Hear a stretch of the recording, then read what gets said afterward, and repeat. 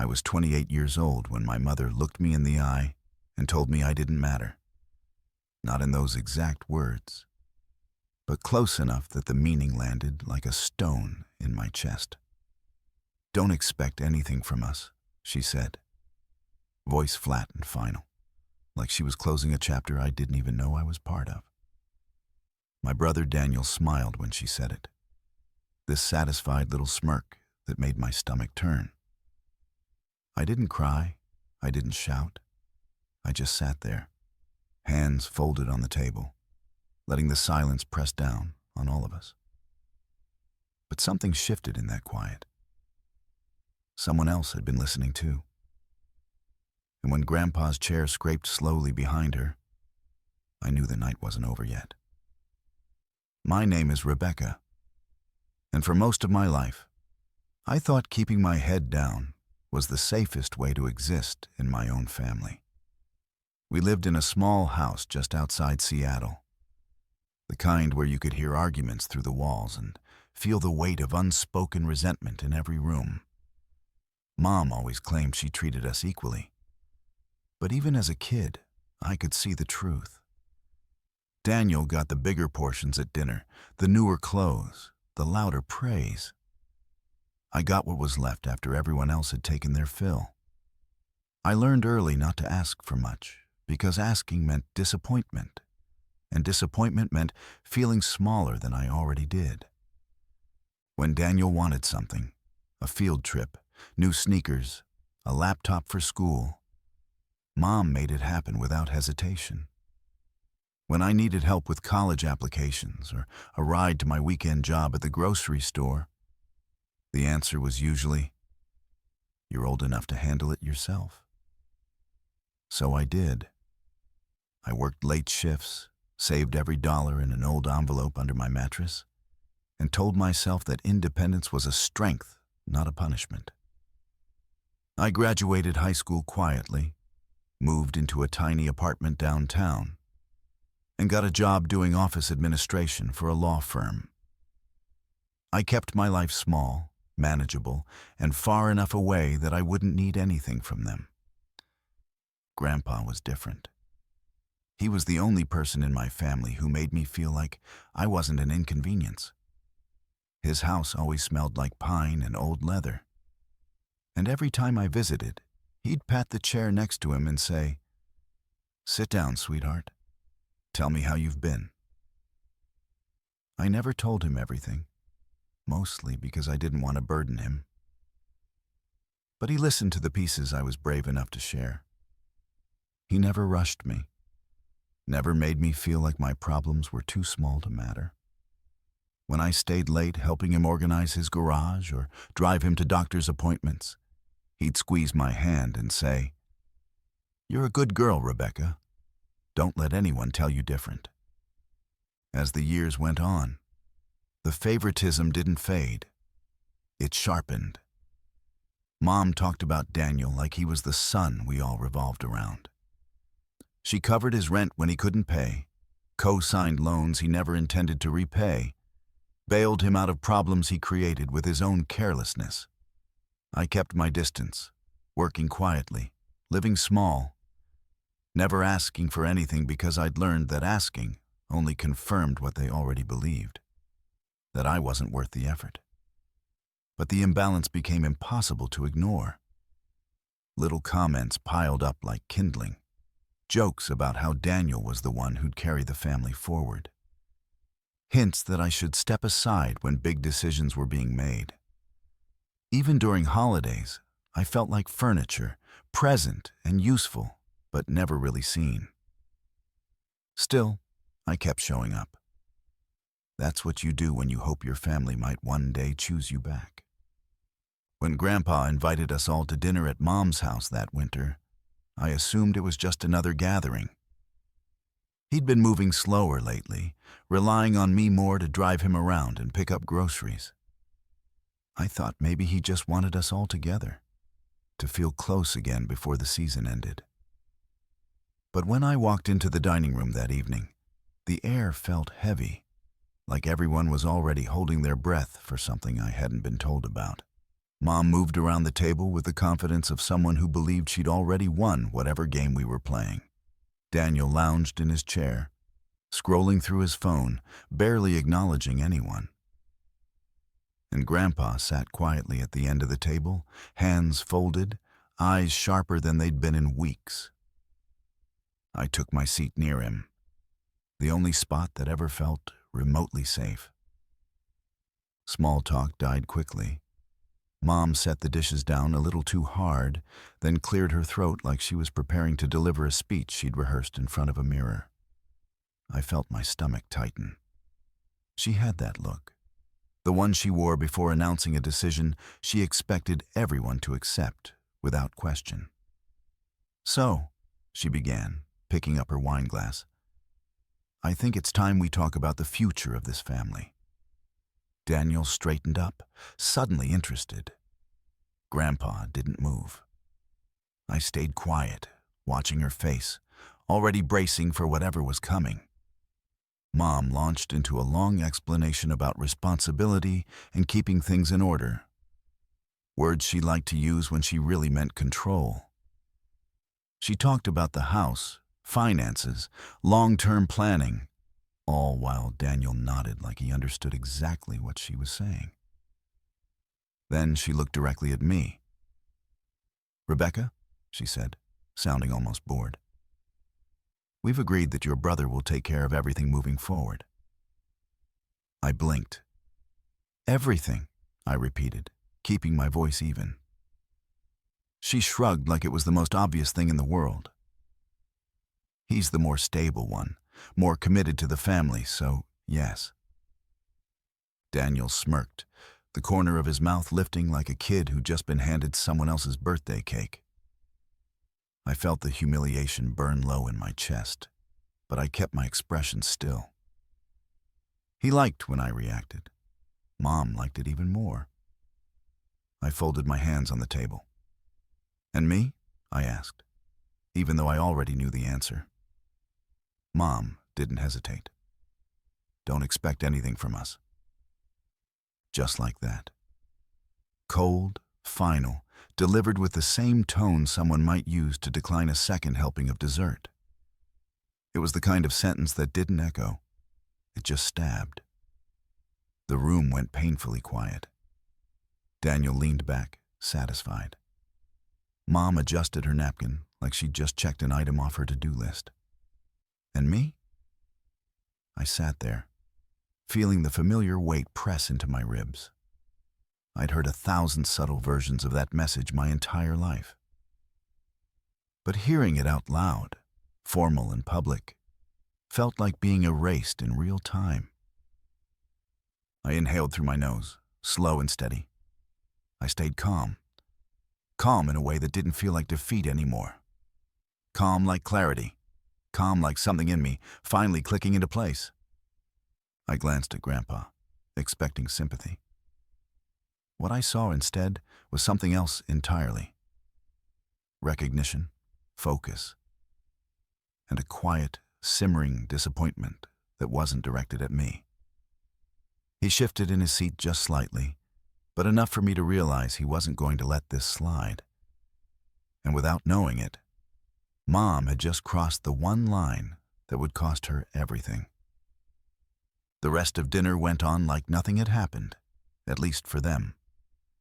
Mom kept talking about Daniel's plans, how he'd manage the house, how he'd take over the family accounts. Daniel kept bragging about things he hadn't achieved yet, nodding along like he was already signing contracts in his head. I sat there, letting their voices melt into meaningless noise. But underneath that stillness, something in me was shifting quietly, steadily, like the slow crack of ice in deep water. When I excused myself to help clear the dishes, Mom followed me into the kitchen. She didn't come to apologize. She came to reinforce her decision. "You're not upset, are you?" she asked, slicing into the question with false concern. "I mean, you're independent. You always take care of yourself." There it was again. That same twisted praise that meant, "You don't matter as much. I dried my hands on a towel. I heard what you said. She looked relieved, as if I'd finally accepted my place. Good. It's better for everyone this way. Everyone, meaning her. Meaning Daniel. Never me. Behind her, Daniel leaned in the doorway, arms crossed, watching like a spectator at a show he thought already had its ending. "It's not personal, Rebecca," he said. "It's just obvious. You don't need anything." I met his eyes for the first time that night. "Maybe I don't," I said softly. He frowned, confused by my lack of fight. Mom waved her hand dismissively and headed back toward the dining room. "Let's finish dessert," she said. "Dad wants to talk before he leaves." Grandpa. The only name in this house that didn't make my shoulders tense. I re-entered the room and found him sitting exactly where I'd left him. But now, he was watching me with an intensity that made my pulse hitch. It wasn't pity. It wasn't shock. It was something quieter, deeper, a decision forming. He reached toward his pocket, then stopped when Mom and Daniel returned. His hand rested on the table instead, fingers tapping lightly, a habit he had whenever he was thinking through something serious. Mom sat next to him and patted his arm, using the sweet tone she reserved for moments when she wanted him to agree with her. "Dad, we were just discussing how Daniel should take over everything. It's time we make things official." Daniel straightened up proudly. Grandpa's tapping stopped. He lifted his gaze to Mom. "Is that so?" She didn't notice the shift in his voice. She kept smiling. "Yes, Rebecca understands. She knows she doesn't need anything from us." My breath caught. So did the tapping. Grandpa drew in a slow breath, eyes darkening, not with age, but with realization. I felt the room tilt almost imperceptibly. Something was coming. Something neither Mom nor Daniel saw in the distance. As the conversation moved on, I saw Grandpa's hand drift subtly back toward his pocket, toward the envelope he'd almost pulled out earlier. His jaw tightened, his shoulders straightened.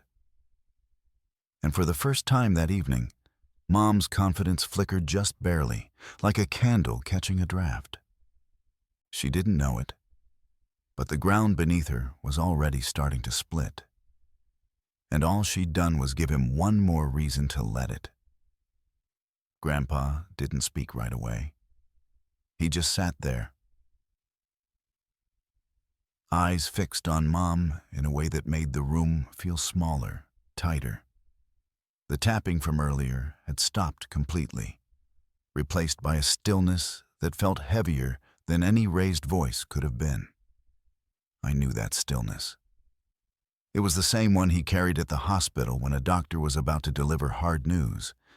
It meant he was done listening. Mom didn't notice. She poured herself more tea, humming like the night was going exactly how she'd planned. "Dad, we should finalize things tonight," she said. "Daniel and I have talked it through. Everything will run smoother once the paperwork is updated. The house, the savings, the accounts. It's time Daniel takes charge." Daniel puffed up in his seat. "I'll make sure everything's handled." Grandpa's voice came out low. "Handled?" Daniel grinned. "Yeah." Grandpa leaned back slightly, studying him. "And Rebecca?" he asked, tone deceptively casual. Mom exhaled, annoyed. "Dad, we've been through this. Rebecca doesn't need anything from the family. She's always been independent. She knows that." She turned to me, expecting agreement. "Right?" I didn't answer. Not because I didn't know what to say, but because I was afraid any response would shatter the delicate tension in the room. Something inside me warned that this moment wasn't about my voice. It was about Grandpa's. He placed both hands on the table and cleared his throat. The subtle scrape of his chair against the floor made Daniel pause mid-smirk. "I think," Grandpa said slowly, "it's time I speak." Mom forced a smile. "Of course, Dad. Go ahead. We know this is emotional for you." Grandpa's jaw flexed. "You have no idea how emotional." The room snapped into silence. He reached into his coat pocket and took out a thick envelope, cream-colored, sealed, worn at the edges like it had been handled many times before. He set it on the table with a quiet thud, but it sounded louder than anything else had all night. Daniel's eyes narrowed. "What's that?"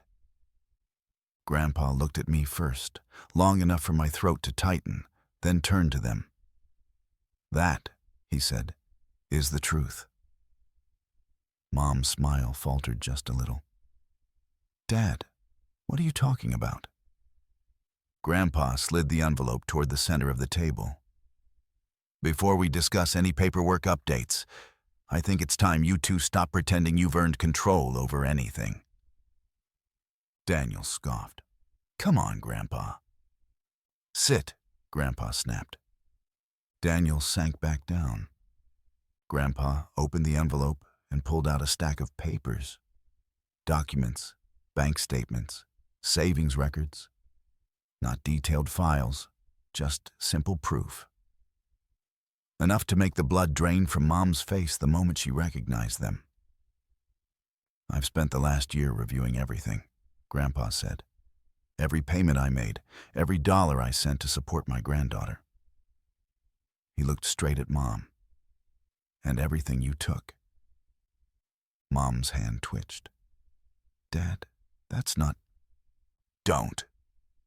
His voice struck like a hammer. "You told me Rebecca never cashed the support I sent her for school. You told me she refused the help, that she said she didn't want my money." Daniel sat up straighter, suddenly unsure. Grandpa continued, voice steady and merciless. "You said Rebecca didn't care, that she wanted nothing to do with what I gave her. But here," he held up a statement, "is every deposit I made. And here, another sheet, is every transfer you made to Daniel with that money." Daniel's mouth fell open. "What? Mom, what is he talking about?" Mom went pale. "Dad, wait. I can explain." "There's no explanation." He pointed at the papers. "You stole from your own daughter." My stomach dropped. I knew Mom favored Daniel. I knew she'd hidden things. But I didn't know it was this. Grandpa turned to me, and his expression softened just a fraction. "You were supposed to have enough to finish college comfortably. I gave you enough for books, housing, food. Yet you worked double shifts. You skipped meals." His voice wavered. "You thought you were a burden." I swallowed hard. "I didn't know," I whispered. "She never told me." He nodded, eyes dark with pain. "I know you didn't." Daniel shot to his feet. "Mom, you said—" "Sit down," Grandpa repeated, louder this time. Daniel obeyed instantly. Grandpa pushed himself to standing, steadying on his cane. The room froze. Even the air felt afraid to move. "Earlier," he said, looking at Mom, "you told Rebecca not to expect anything from you." Mom's lips parted. "Dad, I didn't mean—" He raised a hand. "Good." The word hung in the air like a blade. "Good," he repeated, voice rising with the kind of authority that made the walls seem to vibrate. "Because everything now goes to her." Mom's face collapsed like someone had dropped a stone on her chest. The shock rippled outward. "Dad, no. No, you can't." Daniel sputtered. "Grandpa, this isn't fair. What about me? What about you?" Grandpa turned on him, eyes blazing. Everything I gave you, you wasted. Every chance you squandered, and your mother encouraged it. Daniel's jaw clenched. I didn't know the money was hers.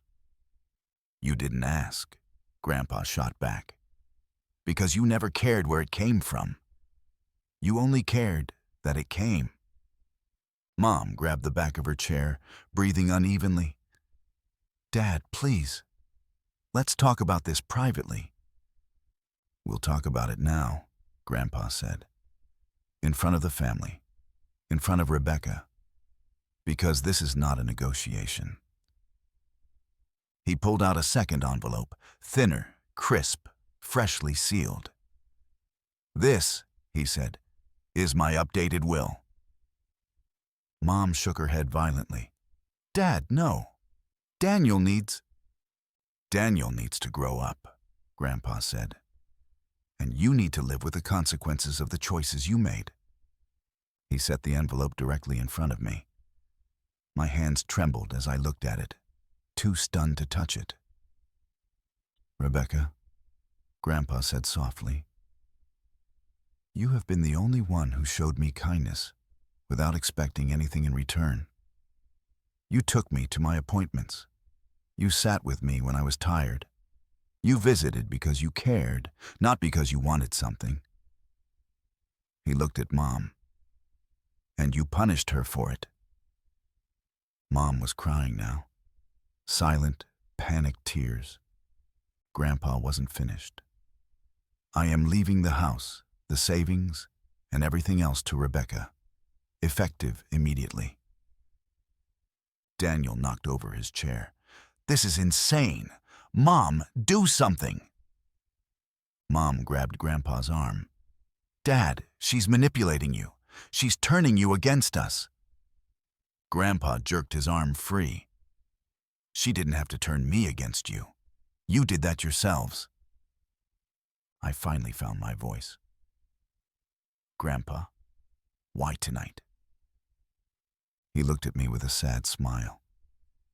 Because I needed to see who you all were when I wasn't speaking. And tonight, you showed me.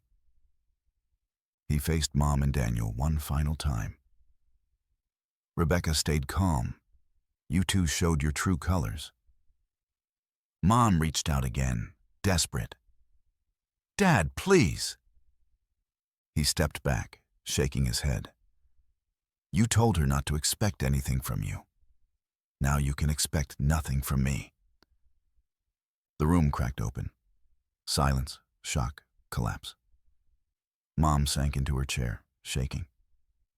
Daniel stared at the floor, stunned, and Grandpa placed his hand gently on my shoulder. It's over, he said. But none of us, especially Mom, would realize just how true that was until much later. The days after that dinner felt strangely quiet, like the world had shifted a few inches and everyone was still trying to find their balance.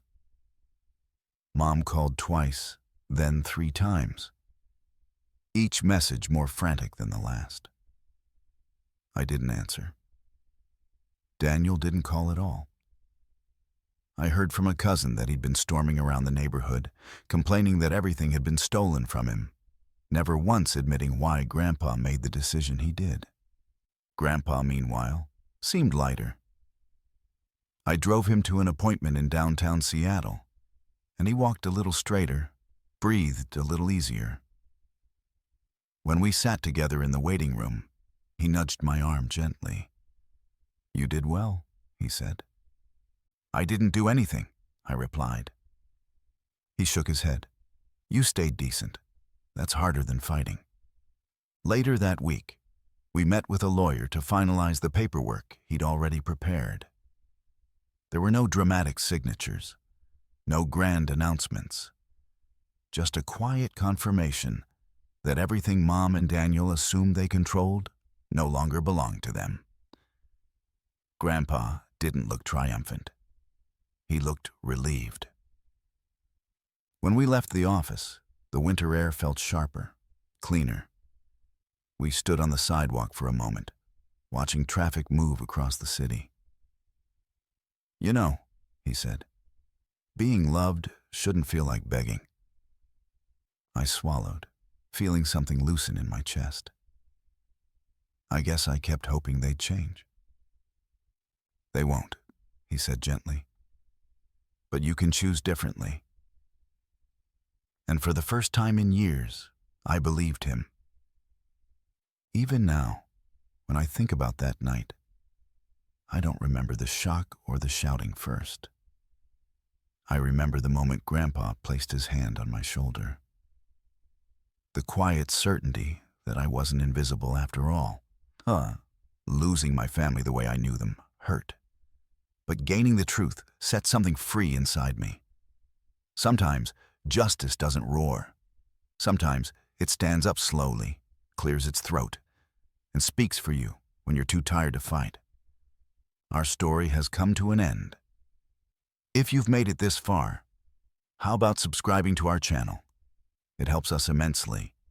I've selected 2 other videos for you that I'm sure you'll enjoy. Feel free to click on them.